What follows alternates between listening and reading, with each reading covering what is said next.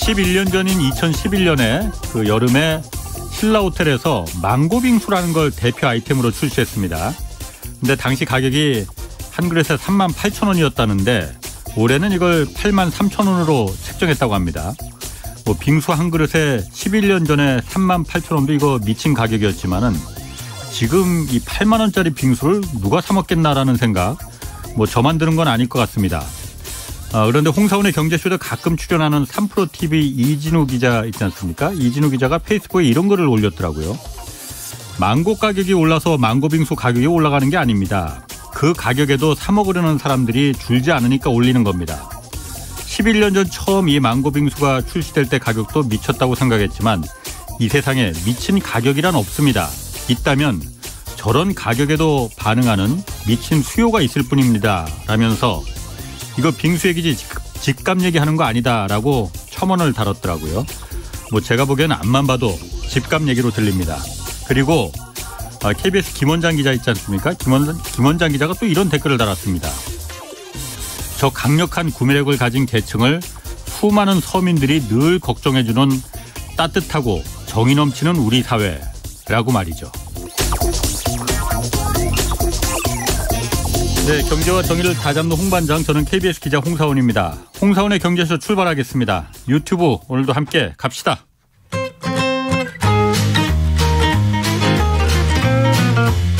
경제의 눈으로 세계 정세를 읽어드리는 최고의 전문가, 성균관대 중국대학원 안효화 교수의 재미있고 유익한 지식의 향연, 1초도 놓치지 마세요. 네, 코로나 때문에 중국 상하이 봉쇄 장기화되고 베이징에서도 지금 부분 봉쇄가 진행되면서 중국 경제에 이게 어떤 악영향을 미칠지 우려가 커지고 있습니다. 중국 경제 상황 정확히 어떤 상태인지 정확히 좀 살펴보겠습니다. 여러분들 좋아하시는 분이죠. 안유아 성균관대 중국대학원 교수 나오셨습니다. 안녕하세요. 네, 안녕하세요. 자, 중국이 윤석열 대통령 당선자 취임식에 왕치산 국가부주석을 보낼 것으로 알려지고 있어요. 네. 왕치산 국가부주석. 일단 어떤 분인가요? 누군가요?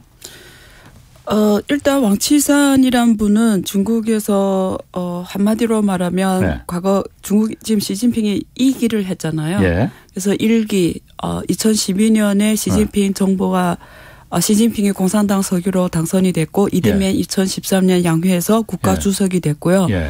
그래서 시진핑 정부가 본격 시작이 됐는데요. 예. 당시 중국은 사실 공산당 조직 내 권력 지위가 더 중요해요. 예. 이런 국가주석이나 국가부주석 이 지위보다도. 그래서 예. 중국 공산당 서기는 시진핑이었고요. 예. 그다음에 세계 권력 기구가 있어요. 공산당 안에. 예. 거기에 그 정치국 상무위원회가 있거든요. 예. 거기에 7명이 상무위원들이 있어요. 리커창 같은 사람들. 그래서 그 7명이 사실은 그래서 중국을 집단 영도제라고 하거든요. 예. 그 7명이 과거 같은 경우는 권력이 n분의 1, 7명은 7분의 1씩 똑같았거든요. 근데 시진핑이 집권하면서 사실 시진핑이 거의 뭐 권력을 가장 위에 있고 나머지 6명이 이런 구조를 갖지만 어쨌든 상무위원회가 핵심 중앙 정치국 네. 상무위원이 있고 요 옆에 그 감찰위원회가 있어요. 예. 그거는 당원을 감시하는 조직이에요. 예. 중국은 야당이 없지 않습니까? 그래서 공산당 자체가 공산당 자체를 감시해요. 예. 그래서 감찰위원회는 다시 말해서 공산당을 감시 감독하는 기관이다 보니까 공산당 내부의 검찰이라고 보면 되죠. 그래서 권력이 엄청 세죠. 예. 그때 당시에 주석이 위원장이 예. 왕치산이었죠. 그리고 이쪽에는 군사위원회가 있습니다. 당 조직 안에. 그래서 중국은 군대가 한국처럼 국군이 아니라 당군이라고 해요. 당군. 그러니까 군대는 당을 위해 존재해요. 국민을 위해 존재하는 게 아니라. 그래서 당군인데요. 그 당군을 영도하는 조직이 공산당 내 군사위원회입니다. 예. 그래서 군사위원회 주석이 가장 핵심 권력이에요. 예. 그래서 시진핑은 군사위원회 주석이면서 예. 공산당 총석이면서 예. 국가주석이 돼서 세계 권력을 한 몸에 갖고 있거든요. 근데 그거 빼고는 왼쪽에 예. 감찰위원회 주석을 지금 왕치산이 했으니까 쉽게 말하면 오른팔이었죠. 그래서 1기에 네. 시진핑 일기는 반부패주로 중심으로 해왔잖아요. 네. 그 반부패를 전면에 나서 영도하고 끌어왔고 성과를 만든 사람이 왕치산이죠. 그래서 왕치산이 지금 온다라고 하는 것은 중국 나름대로 이번에 윤석열 정부 대통령 취임식에 굉장히 높은 사람을 보낸 거예요. 2인자나 마찬가지네요. 예, 그 전에는 그냥 부총리급을 보냈거든요. 이런 핵심 인사를 보낸 게 아니고요. 부총리급을 그냥 보냈었는데 이번에는 그냥 2인자급의 사람을 보냈다라는 거는 시진핑 정부가 윤석열 정부와 좀 잘해보자라는 시그널을 보냈다고 보는 게 맞습니다. 먼저? 네. 네, 그런. 중국은 아까 얘기 들어보니까 당군, 그러니까 네. 우리는 국군, 중국은 원래 인민해방군이라고 알고 있는데 당군이라고 하는군요. 네. 그러니까 성격이 공산당을 위해 존재하는 군대지 인민의 군대는 아니라는 거죠. 제가 그걸 왜 물어보냐면 우리가 흔히 군기 빠진 군대를 당나라 군대라고 하는데 그 당군을 말하는 건 아닌 것 같고. 공산당을 위해 존재하는 군대. 자, 한번 웃자고 해본 얘기입니다. 그래요? 오늘 안 교수님이 이상하게 좀 기운이 좀 없으신 것 같아 갖고 옛날 그 당당한 분위기가 좋았는데. 아, 그래요? 근데 여기는 왜 좀 이게 오늘 휴일빨간 날이 아니에요? 어린이날 휴일이죠 원래는. 그러니까 휴일에 하니까. 쉬는 날에 하니까요. 그래도 예전처럼 좀 힘 좀 내시고. 알겠습니다. 안 교수님답지 않습니다. 알겠습니다. 지금. 자, 그러면은 아까 2인자를 파견했다고 했잖아요. 그러니까 네. 먼저 그 한국에 뭔가를 좀 시그널을 준다 이렇게 해석할 수 있는 거예요. 네, 그러면 네, 우리 네. 잘해보자. 그렇죠. 왜냐하면 어쨌든 윤석열 정부가 중국에 대해서 그렇게 모르겠습니다. 호의적이지 않은 그 제스처를 취한 것 같단 말이에요. 네. 그런데 중국이 먼저 그러면은 네. 우리 잘해봅시다. 왜냐하면 중국이 이해하는 외교란 무엇이냐면요. 예. 중국 힘있게 해야 되나. 갑자기. 지금 그 모습 좋습니다. 갑자기 힘있게 해야 된다 해가지고. 자, 중국이 이해하는 외교란 예. 이익을 극대화하고 예. 해를 최소화하는 거예요. 예. 이익을 극대화하고 예. 해를 최소화하는 겁니다. 예. 다시 말해서 중국 정부 공산당 정석이로서 시진핑이 생각하는 외교는 예. 이익을 극대화하고 해를 최소화하기 때문에 한국은 중국과 인접국가입니다. 그렇죠. 그러면 바다 건너 나라보다 중국에 대해서 해를 끼칠 수 있는 나라는 중국 국경 지역의 나라들이에요. 예. 그러면 중국의 입장에서는 한국이란 나라가 중국에 해를 끼치지 않는 행동을 하는 게 굉장히 중요한 거죠. 한국이 중국을 좋아하고 싫어하고가 중국한테는 중요한 것이 아니고요. 중국의 입장에서 외교란 이익을 극대화하고 해를 최소화하기 때문에 해를 최소화하기 위해서는 한국과의 관계를 개선하는 게 굉장히 중요하고 그게 윤석열 정부의 어떤 외교 정책을 떠나서 일단 중국 정부는 그렇게 문제 접근을 하고 있는 거고요. 예. 게다가 또 윤석열 당선인이 당시에 후보 시절에 했던 중국에 대한 어떤 강한 노조나 이런 것들이 실제 집권에서 이루어질지는 저는 모르겠어요. 그런데 어쨌든 지금 윤석열 당선인 취임식에 굉장히 중요한 사람을 보내려서 나는 너와 좋게 보내고 싶다라는 제스처를 보내면 또 윤석열 당선인 입장에서는 후보 시절에 어떤 표를 얻기 위한 이런 말일 수도 있잖아요. 그러면 좀 더 중국에 대해서 전향적으로 생각할 수 있는 또 분위기도 연출할 수 있는 거죠. 그런 면에서 중국은 나름대로 한국과의 관계를 굉장히 중요시하고 있다고 보고요. 그 배경에는 미중 갈등이 있는 거죠. 그래서 미중 갈등 속에서 아시아에서는 한국하고 일본이 굉장히 중요하잖아요. 그렇죠. 또 경제적으로도 그렇고요. 그러면서 한국이란 나라와 관계를 잘 해가는 거는 중국이 지금 일단 중요하게 본다라고 볼 수가 있겠습니다. 그렇군요. 그러면은 지금 중국이 그런데 그 미국과 지금 그 어떤 경쟁 관계에서 코로나라는 복병이 지금 들어왔는데 여기서 봉쇄 정책을 굉장히 강하게 쓰고 있단 말이에요. 이게 지금 발목을 잡고 있잖아요. 제로 코로나 정책이라는 게 있는데 뭐 이게 가능할지 모르겠지만은 어쨌든 중국은 밀어붙이고 있습니다. 일단 이게 중국 경제에 어느 정도나 영향을 물론 좋은 영향을 미치는 당연히 없을 거예요. 아닐 거예요. 어느 정도나 나쁜 영향을 미치고 있습니까? 일단 가장 큰 타격은 그러니까 우리가 경제 GDP가 돌아가게 하는 3대 마차라고 하잖아요. 3대 성장 엔진, 투자, 수출, 소비잖아요. 가장 지금 타격 주는 거는 소비죠. 소비. 왜냐면 돌아다니질 못하니까. 예, 가다놨으니까요. 네. 그다음에 두 번째는 그 수출인데요. 네. 상하이 항이 세계에서 가장 큰 항구인데 그걸 봉쇄해 놓는 바람에 글로벌 서플라이 체인이 지금 거의 마비가 됐고요. 지금 물류가 원활하지 않기 때문에 수출이 어렵게 되죠. 그러니까 계약적으로는 수출로 계약을 했는데 실제 물건이 못 가는 거죠. 그러니까 그런 면에서 수출도 타격을 입을 거고요. 그러면 투자가 남았는데요. 투자는 민간 투자와 정부 투자로 나뉩니다. 그런데 민간 투자 같은 경우는 거의 타격을 입겠죠. 왜냐하면 사람이 못 나가니까요. 그러면 정부 투자인데 중앙정부하고 지방정부인데요. 지방정부는 지방 성별로 코로나 상황이 다르니까 좀 다를 것 같고요.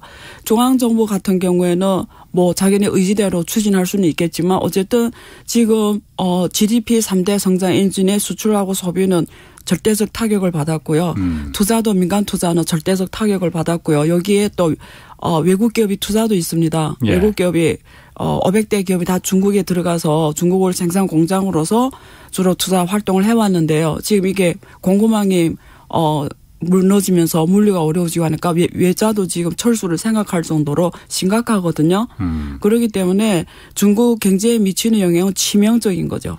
일각에서는 상하이가 우리가 이제 중국의 경제 도시라고 지금 다 알고 있고 굉장히 큰 그 포션을 차지하고 있다고 알고 있잖아요. 그런데 실제로 그 중국 내에서 전체 소비에서 상하이가 차지하는 비율이나 GDP 전체 GDP에서 상하이가 기여하는 바나 이런 게 생각보다 그렇게 높지 않다. 5%도 안 된다. 뭐 그렇기 때문에 상하이 봉쇄가 중국 경제에 그렇게 결정적인 영향을 주겠느냐. 그건 좀 회의적으로 본다. 이런 의견도 있어요. 그런 점은 좀 어떻습니까? 경제라는 개념은 기대입니다. 기대.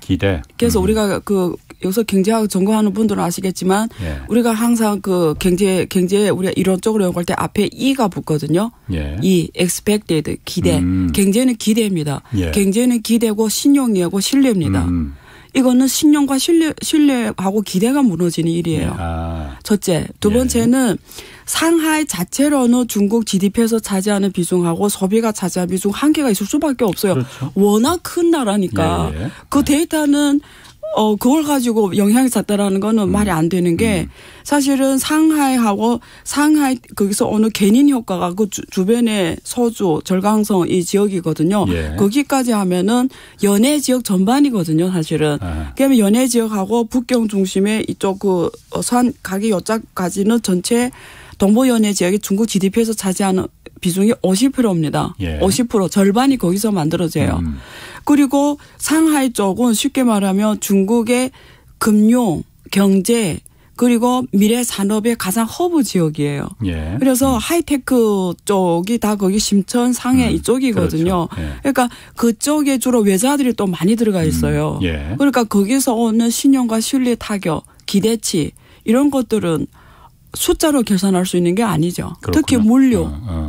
물류가 타격이 그 기대치, E라는 부분이 익스펙테이션이라는 부분이 굉장히 타격을 절대적 타격을 입었죠. 그러면 중국이 어쨌든 올해 성장률 목표가 5.5%였잖아요. 지금 뭐 계속 좀 낮추긴 하고 있다고 하지만은 이거는 그럼 물 건너 간 건가요, 그러면은? 그래서 작년 같은 경우는 4분기에 미국 GDP 성장률이 중국을 앞질렀거든요.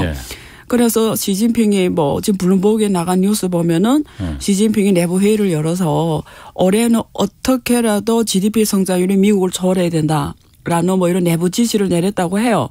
그게 진실 여부는 떠나서 확실한 거는 제가 연구한 중국 지금까지 10년 넘게 연구한 중국 당국의 지시처는 어떤 목표를 원래는 한 몇 년 전, 그러니까 한 5년 전까지도 계속 뭐 몇 프로 성장시키게 하다가 몇 년 전에는 포기했어요. 구체적 숫자 제시를 안 했거든요. 근데 올해는 다시 제시를 했어요. 그러니까 보통 명확하게 제시할 때는 그걸 지키거든요. 안 지키는 적이 없었다면서요. 어떻게든 지킨다며. 그걸 안 지키려면 목표를 구체적으로 제시 안 하죠. 예를 들면 5% 정도 뭐 이렇게 했겠죠. 그러니까 결과적으로는 5.5% 나와줘야 될 것 같아요. 그렇죠? 어떻게든 맞춘다 이거죠. 그래서 이번에 그 정치국 업무회에서 하는 이야기를 보니까 지금 동원할 수 보세요. 소비 시진핑이 마음대로 안 되잖아요. 예. 수출 시진핑 마음대로 안 되잖아요. 그렇죠? 그러면 지금 시진핑이 마음대로 할 수 있는 게 투자밖에 없는데요. 투자도 민간 투자는 마음대로 안 된단 말이에요. 예. 그러면 정부 투자인데요. 정부 투자에서 시진핑이 움직일 수 있는 건 기금밖에 없어요. 인프라.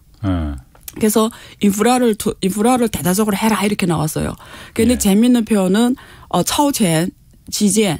그러니까 무슨 말이냐면 사실은 장저민, 강택민 시기, 후진터, 허금도 시기를 거쳐서 중국은 깔 인프라를 다 깔아놨어요. 고속도로면 예. 고속도로, 예. 그리고 철도, 할 거 다 해놨단 말이에요. 그러니까 지금 와서 기건을 할 게 없단 말이에요. 예. 그래서 하는 이야기가 처젠, 지젠이라는 건 뭐냐면 미래에 필요한 기건을 지금 깔아라는 거거든요. 상상해서. 미래에 필요한 기건이 뭘까? 그러니까 지금 공산당 가문들 아주 그걸 고민하죠. 처젠, 지젠이 뭘까? 예. 그러니까 지금 깔 건 다 깔아놔. 중국 고속도로 달리면 지금 차도 없는데 농촌까지 고속도로 다 통해 있거든요. 미래에 필요한 인프라를 깔아라. 지금 투자해라. 확대해라. 이렇게 돼 있거든요. 예. 그럼 그게 뭘까? 그래서 아무리 생각해도 그거는 일단 데이터 관련 인프라. 그리고 4차 산업 관련 인프라. 예. 그러니까 무슨 말이냐면 지금 수요가 없어도 먼저 깔아놔라는 거예요. 왜? 지금 GDP를 맞춰야 되니까. 예. 그래서 그 표현을 앞에 처젠이라는 게 미래란 말이거든요. 예. 그래서 그런 인프라 미래 수요를 지금 땡겨서 해라 이거예요.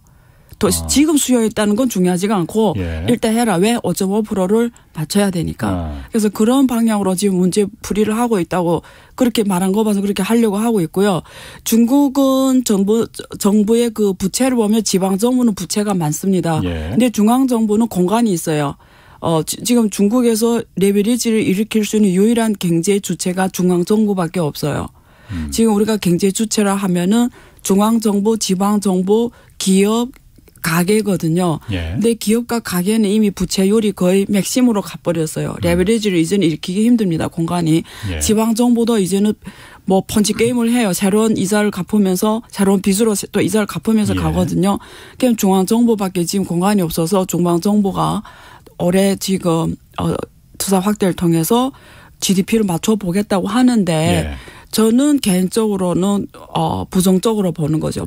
힘들 거다. 근데 결과적으로는 5.5% 나올지는 모르겠어요. 예. 근데 일단 지금 아무리 계산해도 힘들지 않을까라고 저는 보는데요. 결과는 가서 알겠죠. 네. 아까 그 안 교수님 말씀하신 게 지금 차오치엔 미래 그러니까 필요한 미래 인프라를 네. 지금 어쨌든 지금은 안 쓰더라도 네. 미래 분명히 필요할 거니 네. 미래 수요를 좀 땡겨서 해라. 지금 어쨌든 성장률을 높여야 되니 거기서 일자리도 투자도 있어야 네. 되니까는 네. 지금 그걸 건설하자. 네. 그거는 사실 어떻게 보면은 미래를 위한 투자잖아요. 네. 그러니까 원래 과거에 한국도 마찬가지고 일본도 마찬가지고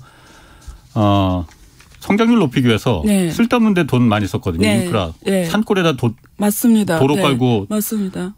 여러 가지 했잖아요. 네. 그거 다 공항 만들고. 그렇죠. 그거 쓸모없는 거였는데 그렇죠. 사실 그런 면으로 네.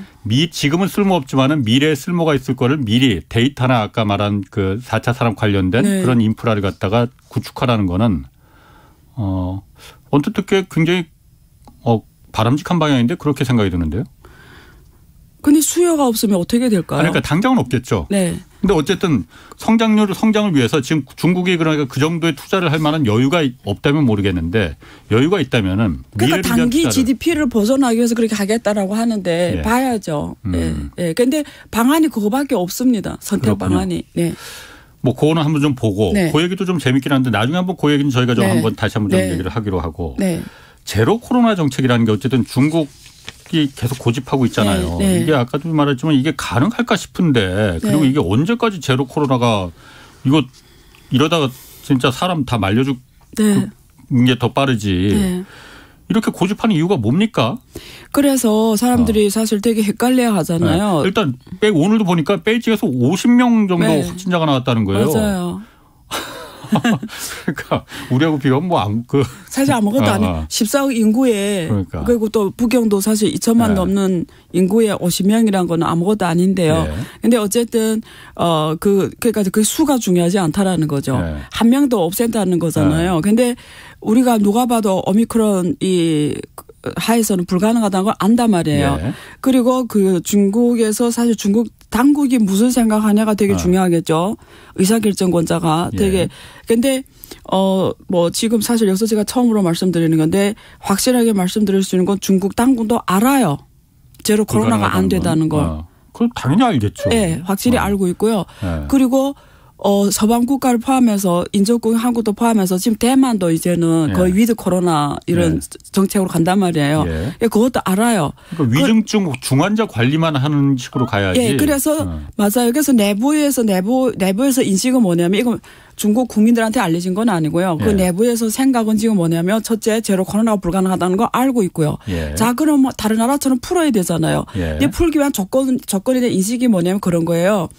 일단 중국은 인구 베이스가 크기 때문에 일단 어린이하고 이 노인들이 인구가 많잖아요. 일단 어린이 빼더라도 노인은 2.5억 명, 60세 이상이 2.5억 명인데 오미크론이 이 전파율 0.3%래요. 전염률이. 그냥 2.5억 명 곱하기 0.3%가 되거든요. 그러면 한 60만 명, 한 70만 명이 된단 말이에요. 이게 위중증 환자가. 그래서 이 위중증 환자들이 걸리면 ICU를 가야 되잖아요. ICU라는 게 뭐냐면 제일 중환자가 막 목숨을 구하는 그걸 뭐라고 그 ICU라고 하거든요. 중환자실 ICU라고 하거든요. 근데 ICU는 전문 인력이 일하는데요. 그 한 명의 전문 인력을 양성해서 5년이라는 시간이 걸립니다. 그러니까 중국은 일단 병원이 많지 않고 두 번째 그 병원 안에 ICU가 많지 않고 ICU에서 일할 수 있는 전문 인력도 없으니까. 많지 않습니다. 그러면 조건이 뭐냐면 이거 위드 코로나 하려면 이 사람들을 충분히 중증 환자들을 컨트롤할 수 있는 상황에서 풀어야 된다라는 거고요. 그게 안 되니까 그렇다는 거죠. 두 번째 조건은 약이 있어야 된다라는 거예요. 치료약이 나와야 풀 수 있다라는 거예요. 치료약이. 세 번째 조건은 60세 이상 인구의 그 백신 접종률이 80%여야 된다는 거야. 근데 중국은 그 노인들이 이걸 맞은 부작용 크다는 인식이 확산돼 있어 잘 안 맞는데요. 그러니까 이게 80%를 맞게 하고 ICU가 충분히 준비되고 그리고 그런 게 되려면 치료약이 나오려면 반년 이내는 불가능하다고 합니다. 그렇게 인식이 돼 있어요. 중국 그 당국이. 그 말은 뭐냐면 앞으로 10월 달에 중국 공산당 20대 전국 대표대회가 열리잖아요. 그때 지금 딱 6개월이 남았거든요. 그때까지는 사실 전면적 위드 코로나는 힘들다라는 얘기예요. 이거는 중국 정부가 인지하고 있는 이 코로나 정책에 대한 기본 컨센서스입니다. 그래서 지금 봐서는 적어도 10월까지는 계속 이렇게 풀었다 넣었다 풀었다 넣었다 하면서 계속 갈 거예요. 그리고 도시도 상해 같은 경우는 이제는 이렇게 조용히 푸는 거 알죠? 지금 그런 방향으로 갔고요. 근데 이거 만약에 그런 게 이 오미크론 같은 경우는 완전 풀어놨을 때, 그러니까 우리가 위드 코로나 아무것도 안 했을 때 한 70일이면 스스로 정리가 되거든요. 70일이면 걸릴 사람 다 걸리고 자체 집단 면역이라서 정리가 된다고 합니다. 그러니까 70일 정도거든요. 그래서 지금 예를 들면 북경도 그렇고 지금 허난 정조 지금 하남 지난번에 물사태가 나고 정주시도 지금 다시 봉쇄에 들어갔거든요. 원래 다 풀어놓으면 2개월 반이면 끝난 일이거든요. 그래서 그런 걸 다 아는데도 이런 거 봐서는 10월까지는 정치적 안정이 경제 안정보다 우선이라고 보는 것 같아요. 그렇게 푸는 게 좀 논리적이지 않을까라고 저는 읽는 거죠. 그러니까 정치적인 목적으로 3년임을 앞두고 있으니. 근데 시진핑 3년임이라는 게 사실 10월에 결정이 되잖아요. 그런데 이미 그런 어떤 지도자의 그야말로 연임 과정이나 이런 게 더군다나 중국 공산당 사회에서 이미 다 결정되어 있는 거 아닙니까? 그때 그럼 안 될 수도 있는 거예요, 3년임이? 시진핑이? 홍 기자님이 된다고 하면 되겠죠. 이제 돌아오셨네. 그래서 근데 이런 거는 모르겠어요. 이 방송에서 이런 표현을 해도 맞는지는 모르겠는데 적절한지 저는 하늘의 뜻이라는 게 있다고 보거든요. 그러니까 모든 불확성을 제거하는 게 중요하지 않을까요? 그러니까 세상에 절대적인 건 없다라는 거죠. 만약에 그러면은 제로 코로나 정책이 이렇게 봉쇄하고 막 그렇게 해서도 경제적인 면을 희생하고서도 봉쇄 정책을 다 했는데 만약 실패한다. 실패한다고 하면은 그 어떤 정치적인 그 타격이 큰 겁니까 그러면은? 실패한다라는 표현을 실패한다라는 건 내부적으로 실패지 외부적으로 보여주는 거는 실패라 있을 수가 없습니다. 아니 환자들이 그래도 봉쇄했는데도 많이 생기고 그러면은 많이 생기고 적게 생기고를 어떻게 알아요? 외부에서는 모르죠. 말하는 게 그냥 다니까. 그러니까 내부적으로는 실패 결과 올 수밖에 없잖아요. 예. 오미크론이 어떻게 통제가 돼요? 그러니까. 예. 그러니까 이거는 결론은 실패인데요. 예. 지금 상하이처럼 이렇게 봉쇄로 쫙 했다가 이제 너무 반란이 크니까 사람들 정신이 막 나갈 정도로 반란이 크니까 이제 스무스하게 국부적으로 풀고 있단 말이에요. 그래서 북경이 그 경험을 지금 흡수해서 북경 봉쇄는 감히 못하고 지금 주로 교통만 지금 컨트롤하고 있는데 그런 면에서 그걸 이렇게 제목에 스무스 이렇게 뭐라 그런 걸 표현을 어떻게 하죠? 스무스하게 이렇게 조용히 티 안 나게 철수를 하겠죠. 표현 정확합니다. 그 표현밖에 없어요. 네. 자 그러다 보니까 이게 그 글로벌 경기 침체가 어쨌든 중국 봉쇄 해제에 달려 있다 이런 말도 나와요. 그러니까 중국 봉쇄 조치가 세계 경제에 어떤 지금 그렇게 큰 영향을 미치길래 이런 말들이 나오는 건지 그리고 실제로 글로벌 경기 침체가 중국 봉쇄 정책이고 해제하면은 경기가 좀 살아날 수 있는 겁니까? 일단 중국은 전 세계 수출입에서 차지하는 비중이 수출은 13.6% 정도 돼요. 전 세계 수출에서 중국이 차지하는 비중이 13.6% 정도 되고요. 수입은 한 11% 정도 돼요. 일단. 그리고 중국은 전 세계 생산 공장입니다. 중국이 생산이 멈추면 전 세계가 멈춥니다. 그래서 지금 생산 가치로 봤을 때는 4조 달러. 미국은 2.3조 달러. 일본은 1조 달러. 독일은 8,600억, 한국은 한 4,500억 정도 달러 되는데요. 4조 달러가 멈추는 거예요. 그건 전 세계가 멈춘다는 말하고 똑같은 거예요. 그래서 대체할 수 있는 나라가 없다라는 거예요. 일단. 그리고 그 상하이 전 세계 우리가 10대 항구를 보면 앞에 3개가 중국이 들어가요. 그러니까 전 세계 공급망이 중심에 있어요. 중국이 멈추면 공급망이 멈춰서 지금 상하이항이 멈춰서면서 그 바다에 선박들이 떠 있거든요. 그래서 물건이 왔다 갔다 못하고 이거 일단은 원자재 공급이 원활하지 않으면 물가가 폭등하죠. 한국이 옛날 요소수 대란처럼 그렇지. 다른 나라에서 이게 물건이 와야 되는데 모으면 제가 아는 지인이 베트남에서 사업을 하는데 상당 부분 부품을 중국에서 수입하거든요. 지금 모아가지고 못하고 있거든요. 그러니까 그게 물가로 또 고공행진 다른 나라 물가도 고공행진하는 거죠. 물건이 모으니까 물가가 고공행진하면 다른 나라는 또 인플레이션에 말 그대로 스태그플레이션이 오는 거죠. 그러니까 이거는 중국만이 일이 아니라 전 세계 일인 거죠. 그래서 미국은 금융으로 전 세계에 영향을 미치잖아요. 중국은 생산 제조로 전 세계에 영향을 미치니까 이 두 축이 잘못되면 전 세계는 잘못되는 거죠. 그럼 중국이 제로 코로나 정책에 대해서 어쨌든 정부는 아까도 말씀하시기를 정치적인 그 목적이 좀 있다고 더 크다고 이제 말씀하셨는데 일반 시민들은 굉장히 불만이 많을 거 아니에요. 시민들은 어떻게 이걸 뭐 찬성하고 있지는 않을 거 아니에요. 그런 질문은 지나갑시다. 시민들이 불만 있으면 그냥 집에서 술만 먹고 이러겠죠. 모르겠어요. 아니 뭐 안 교수님이 다 여기서 중국 시민들의 입장을 다 말할 수는 없을 테니까. 근데 심정은 이해가 되죠. 얼마나 지금 힘들겠어요. 그것도 한 달에 지금 2달 동안 봉쇄하고 있는데. 자 그러면 중국 경제가 제로 코로나 정책 때문에 좋지 않다는 걸 중국 공산당도 알고 있을 테고 정부 당국도 알고 있을 거란 말이에요. 그러면 중국 정부가 이것 때문에 부양책 아까 말씀하신 그 미래를 위한 인프라 건설도 그것도 하나일 테고 그거 말고도 다른 부양책을 지금 그건 있어요. 뭐 통화정책은 지준율 인하.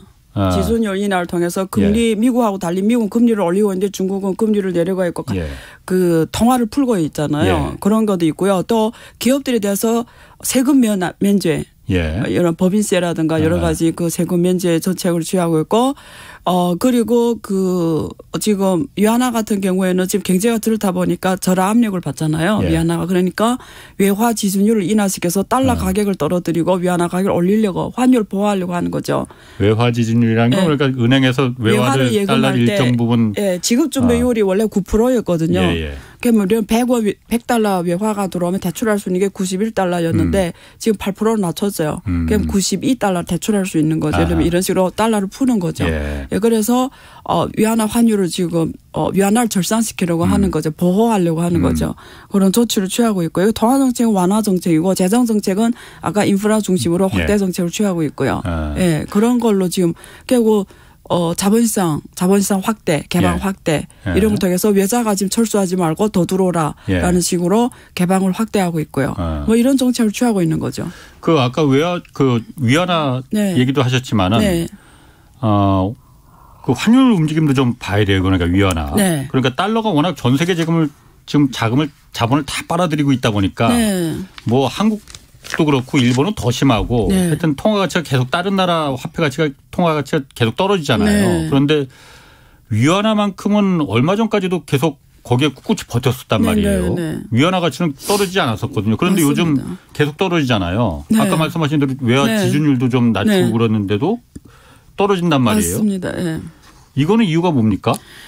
일단 위안화가 한 달 전 4월 5일 오늘 5월 5일이니까 4월 5일까지도 6.36 1달러에 6.36 위안이었다가 오늘 이제 오기 전에 제가 체크했는데 1달러에 6.6 위안이 되더라고요. 그러니까 한 달 내에 4% 절하가 4% 가치가 떨어졌어요. 그러니까 위안화가 계속 떨어진단 말이에요. 가격이 가치가 없게 된다는 거죠.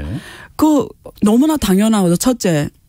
달러 대비 환율이니까 미국 달러는 금리가 인상이 되는 금리가 인상하고 위안화는 금리를 이제 인하한다고 했잖아요. 그러면 우리가 화폐 경제학에서 금리를 인상하는 통화는 절상이 되거든요. 가격이 비싸지니까. 그 당연한 거고요. 둘째, 중국은 지금 경제에서 펀더멘탈이 굉장히 안 좋잖아요. 이제 말씀하신 대로 경제가 지금 뭐 제로 코로나 정책에 미중 갈등에 등등 이런 또 빅테크 기업에 대한 타격에 그렇죠. 부동산 규제 등등 때문에 중국이 그동안 쌓아왔던 경제 문제를 한꺼번에 지금 터지면서 펀더멘탈 너무 안 좋잖아요. 그러니까 경제가 당연히 안 좋으니까 또 위안화는 그 경제를 표시하는 단위잖아요. 화폐 단위자. 그러니까 가치가 떨어지는 건 당연하고요. 그래서 오히려 만약에 위안화가 절상이 되면 이상한 거죠. 떨어지는 게 너무나 정상인데요. 문제는 중국 정부는 위안화가 너무 떨어져도 안 돼요. 왜냐하면 2016년에 위안화가 엄청 절하가 되면서 중국 위안화를 방어하기 위해서 환율 그때는 미국 헤지 펀드들이 홍콩에서 위안화를 엄청 고매도 쳤어요. 그래서 그 위안화 환율을 보호하느라고 1조 달러를 써버렸어요. 그때 당시에 외화 보유액이 4.2조 달러 갔다가 1년에 1조 달러를 쓰면서 환율을 보호했거든요. 미국 헤지 펀드라고 엄청나게 싸웠죠 그때. 그러니까 그 경험이 있기 때문에 그때 엄청나게 막 심장이 막 덜커덕하는 경험을 했단 말이에요. 중국 외환 당국이. 그래서 그때 그 무서운 경험을 했기 때문에 이번에 만약에 이게 무작위로 계속 떨어지면 아까 말했죠. 경제란 기대라고 했죠. 그럼 기대로 가면 이게 쏠림 현상이 나오는 거죠. 쏠림 현상. 조금 떨어지는데 또 떨어지고 또 이게 막 사람들이 막 같이 고매도 치는 현상 나면 그다음에 돈이 1조 달러 가지고 보호 못 하는 거죠. 그러니까 그때까지 가면 안 되기 때문에 사람이 기대치가 무너지면 안 되는 거예요. 그러니까 이거 보호하는 모습을 보여줘야 되는 거예요. 우리는 환율을 보호하겠다. 그러니까 너무 많이 떨어지는 거는 중국이 지금 조심할 거예요. 근데 어쨌든 경제의 펀더멘털 봐서는 떨어지는 게 정상이라는 거죠. 어디까지 떨어지냐는 중국 당국이 받아들일 수 있는 한도가 있는데 그 레인지가 있는데 보통 지금까지 데이터를 보면 그때 최저 절상이 됐을 때 6.08까지 07까지 갔거든요. 그리고 최저 절하가 됐을 때 뭐 7.3, 7.3 그러니까 그 레인지거든요. 그래서 지금 상황에서는 앞에 7자 붙는 건 받아 못 들일 거예요.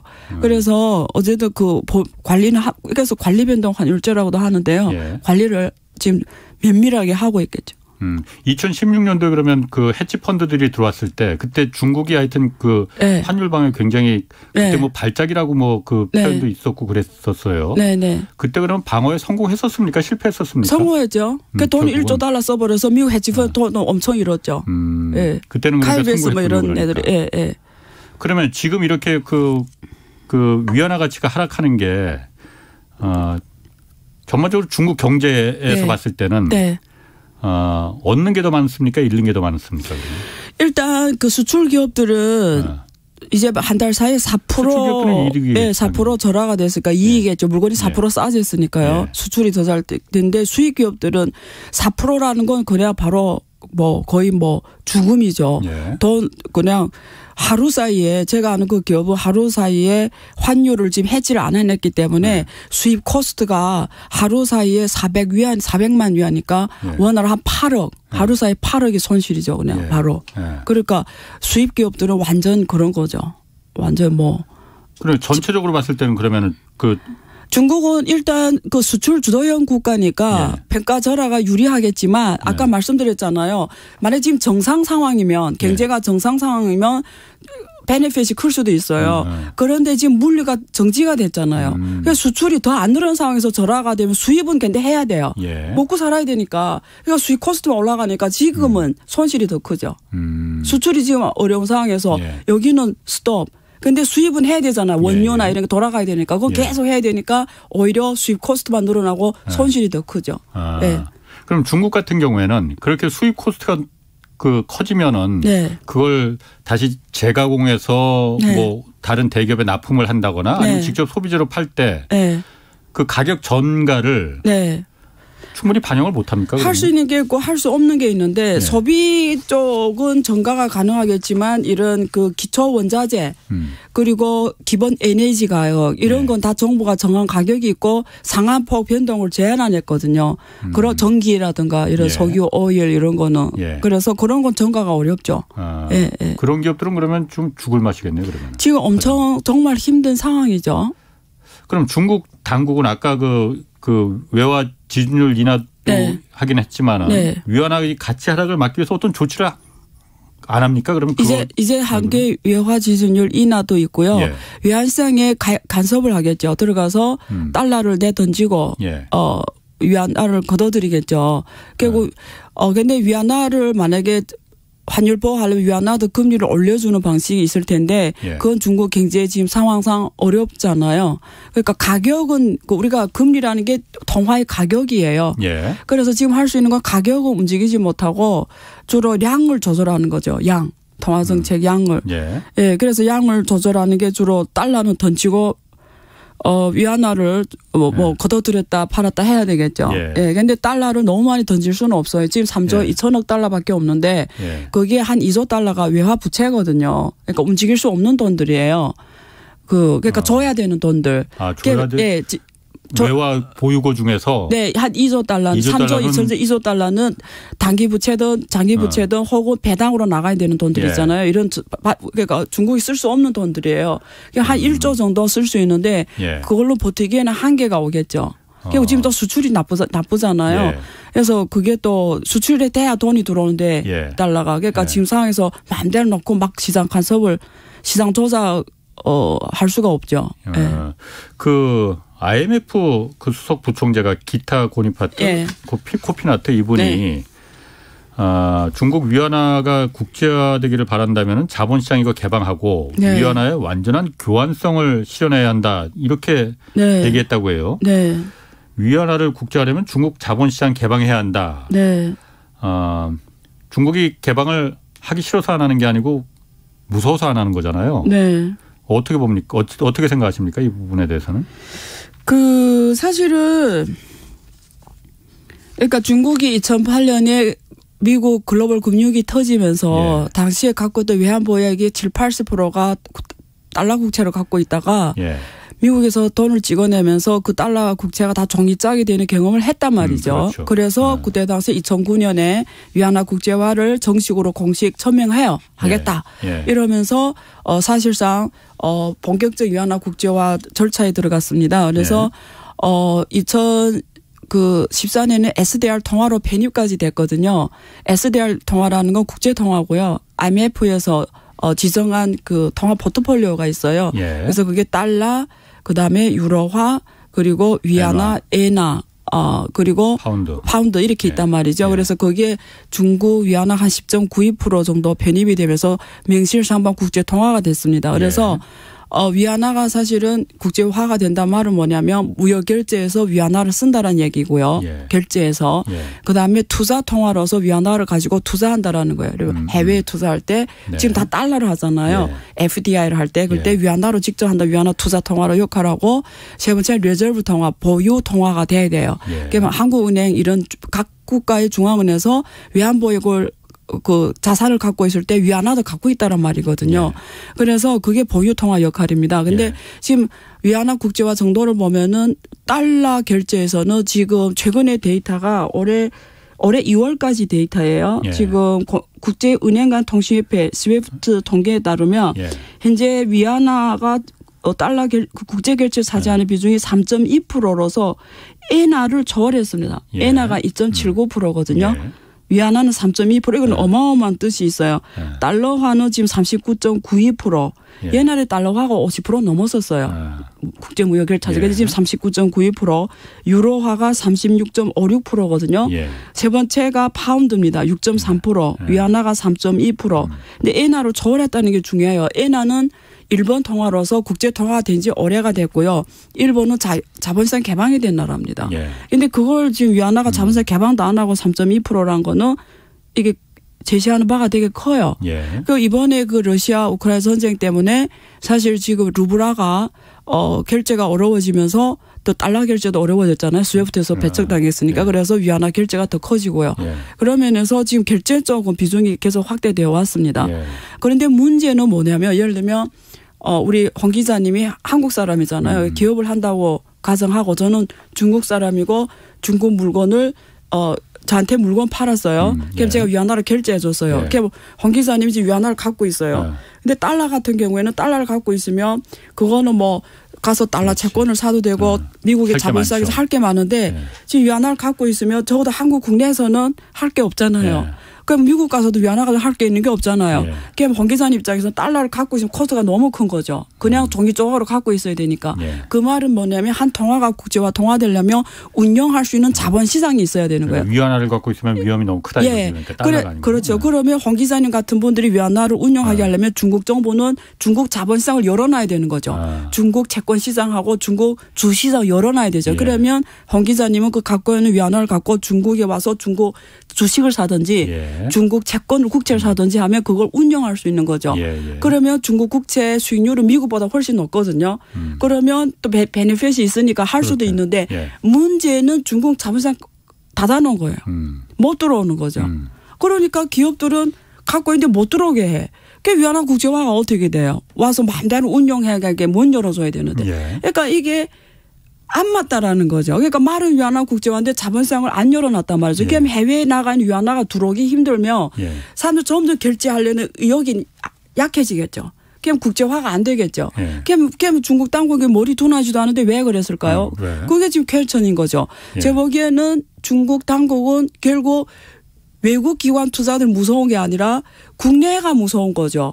문을 완전히 열어놨을 때 외국이 들어오는 것보다 중국 자본가들이 결국 중국 경제에 누가 공매도를 칠 건가? 중국 자본가들이 칠 확률이 더 높다라는 거죠. 중국 부자들이 중국 경제에 대해서 안 좋게 보고 해외로 다 빠져나간다는 거죠.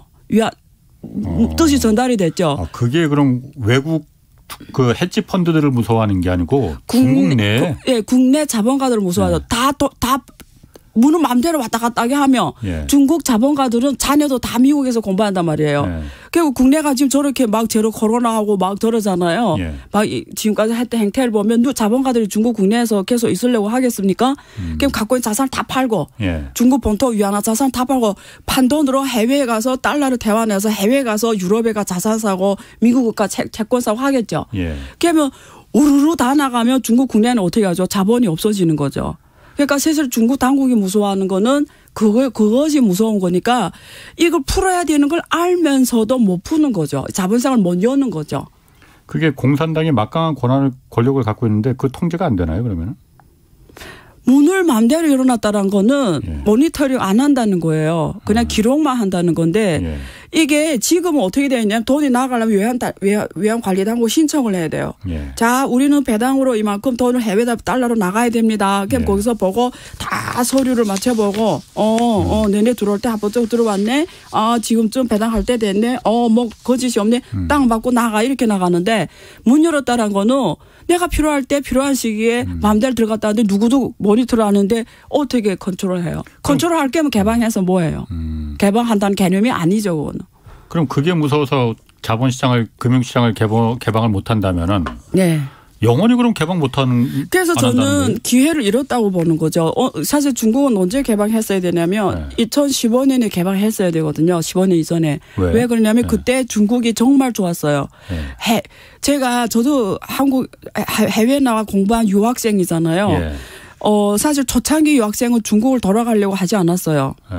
해외에 남으려고 했어요, 다. 예. 근데 2011년부터 중국 경제가 일본을 제치고 세계 2위 경제가 됐고 중국이 막 그때 창업 벤처기업을 엄청 이렇게 육성하면서 예. 마윈 같은 사례가 나타나면서 중국 사람들이 나도 마윈이 될 수 있다 희망이 엄청 이게 들떠 있었어요. 그래서 예. 중국 가야 된다는 게 엄청난 중국에서 1등하면 세계 1등이라는 게 머리에 딱 박혀 있어서 해외 나간 우수한 인재들이 예. 이제는 중국이다. 그래서 중국 시대에서 다 중국에 돌아왔어요. 그때 당시에. 예. 왜냐하면 중국에서 1등하면 세계 1등이니까. 그럼 그때는 문을 열어놔도 예. 안 나가요. 나가겠어요? 중국에서 1등하면 세계 1등 하는데. 그때 개방했었어야 기회가 더 크니까. 근데 이제는 점점 어려워지는 거죠. 지금. 그땐 그럼 개방을 왜 안 했어요? 중국 경제를 다 풀까요? 오늘 50분. 아니 뭐 괜찮습니다. 뭐 내일도 어차피 나오셔야 되니까 오늘 일부만 풀으셔도 되고. 그때도 부동산이 문제였어요. 그때 중국 부동산 재벌들이 예. 제가 말했죠. 중국은 뭐 부동산 이렇게 딱 중심에 있다고 했잖아요. 예. 그때 완다 대표적 기업이 지금 헝다가 아니라 완다가 1등 기업이었죠. 예. 걔네들이 그때 그 완다의 완다가 좀 흐름을 빨리 판단한 거죠. 예.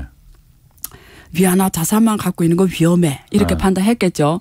그래서 해외에 나가서 왕젤리라는 사람이에요. 왕젤리라는 사람이 중국에서 되게 재밌는 사람인데요. 그래 제가 우스개로 재밌는 일화를 말씀드리면 그 사람 중국에서 엄청나게 성공한 사람이에요. 한국의 임건희처럼 이렇게 사람들이 그런 거잖아요. 그래서 그 많은 젊은이들이 그 사람을 이렇게 모범으로 나도 왕젤리 돼. 얼마나 꿈에 부풀려 계속 질문해. 어떻게 하면 부자가 될 수 있습니까? 이런 말을 질문했을 거 아니에요. 예. 어떤 자리에서. 그랬더니 왕젤리 하는 말이 먼저 작은 돈부터 버는 습관을 키워라. 이렇게 했는데 그 작은 돈이 얼마냐면. 엄청 크구나. 그래서 그게 지금 아직도 이렇게 되게 중국에 유행되는데 작은 돈 그게 얼마 1억 위안. 그러니까 너 어떻게 부자 됩니까? 그러니까 먼저 작은 돈부터 벌어봐라. 그러니까 그게 1억 위안이에요. 원화로 말하면 한 180억이 돼요. 대륙의 스케일이었네. 예, 어디 대륙의 스케일이 아니고 중국 사람들이 그 젊은이들이 멘붕이 온 거죠. 왜냐하면 1억이 어떻게 1억이 작은 돈일 수가 있냐. 그러니까 이게 벌써 다르다라는 개념이 다르다는 건데 어쨌든 그래서 그 사람이 해외에 엄청난 달러 자산을 사놓습니다. 그러니까 위안화 자산을 팔고 해외에 나가서 그 미국에 가서도 엄청난 자산을 사들였고 유럽에 그러니까 해외에 나가 자산을 엄청 사들이기 시작한 거예요. 그러니까 다른 부동산 부자들이 따라하기 시작하는 거죠. 그래서 그때 제주도도 중국 그랬죠. 부자들 엄청 많이 가고 캐나다도 엄청 가고 이러면서 왜냐면 왜 나간지 알아요? 중국 부동산이 해외 나가니까 달러 부채가 너무 싼 거예요. 달러가. 그러니까 해외에 나가서 인수합병하면서 달러로 조달한 거예요. 너무 싸니까. 그래서 달러 부채를 조달해서 해외에서 장기 투자를 하는 거죠. 그 부채는 중국 국내 부채로 잡히는데 잘못하면 한국의 외환 위기 같은 게 오는 거죠. 그러니까 해외에 싸서 조달을 했는데 그게 다 달러 부채로 외환 부채로 잡히는 거죠. 그래서 그때 당시에 왕제 그때께서 타격받는 게 완다 못하게 하기 시작합니다. 그때 못하게 하고 결국 후에 좀 거의 감옥은 아니지만 거의 팔다리가 다 끊어지는 그러니까 실제 팔다리 끊어진 건 아니고 이렇게 다 팔아라. 니 해외에 있는 자산을 다 팔아라 해서 다 팔거든요. 그때 그럼 부동산 기업들이 하는 걸 보고 부동산이 무너질 수 있으니까 다 팔고 나가니까. 그래서 이거 금융시장 개방하고 그러면 안 되겠구나. 그때 타이밍을 놓쳤다. 그래서 지금 자본시장이 이렇게 꽉 막힌 건 2015년 정확하게 12월부터입니다. 그래서 2015년 12월에 공문이 나가요. 이제는 해외에 나가서 중국이 필요한 기술을 인수합병 외에는 하지 못한다. 해외 인수합병 하지 말라 이런 규정이 나가요. 그래서 그 필요한 기술한 게 반도체 같은 이런 게 있고요. 부동산 이런 건 하지 말라고 공식 문건이 나갑니다. 그 후부터 거의 안 내보냈어요.